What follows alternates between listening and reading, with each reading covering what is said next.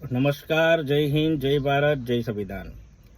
હકની વાતની અગત્યની માહિતી તમામ લોકો સુધી પહોંચાડવા માંગુ છું. ત્યારે લોકશાહીનો પર્વ એટલે ચૂંટણી, લોકશાહીના પર્વની જે ગ્રામજનો ઘણા સમયથી રાહ જોતા હતા, તેમાં રાજ્યના આપણા જે ચૂંટણી કમિશનર છે તેઓએ જાહેરાત કરી છે કે 22 જૂને રાજ્યભરની અંદર આવેલા 8,326 ગ્રામ પંચાયતની ચૂંટણી યોજાશે અને તેનું પંચાયત ચૂંટણીનું જે પરિણામ છે એ 25 જૂને ડિક્લેર થશે.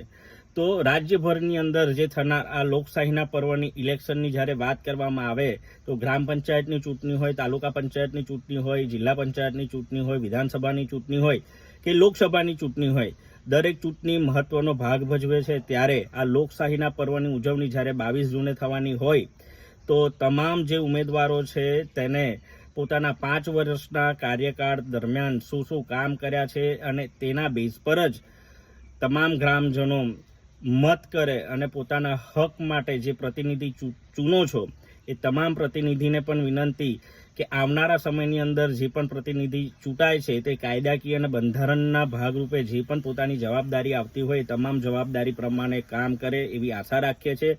2 જૂને જાહેરનામું પ્રસિદ્ધ થશે. 9 જૂને ઉમેદવારી ફોર્મ ભરવાનો છેલ્લો દિવસ છે અને 11 જૂને ઉમેદવારી પરત ખેંચવાની તારીખ છે અને 22 જૂને જે છે એ આ ગ્રામ પંચાયતની ચૂંટણી યોજાશે અને 25 જૂને તેનું રિઝલ્ટ, એનું પરિણામ બહાર પડશે.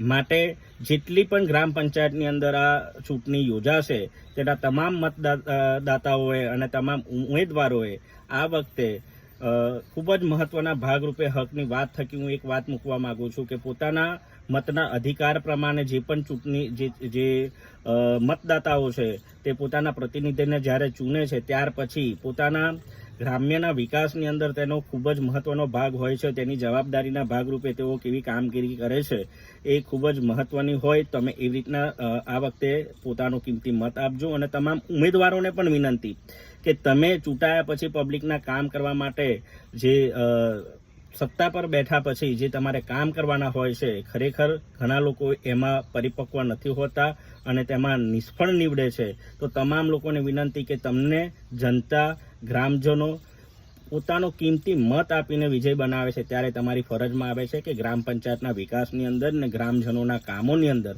તમારો ખૂબ જ મહત્વનો ભાગ હોય. તમે તમામ લોકોના કામ અને વિકાસના કામો કરો એવી શુભેચ્છા સાથે જય હિન્દ, જય ભારત.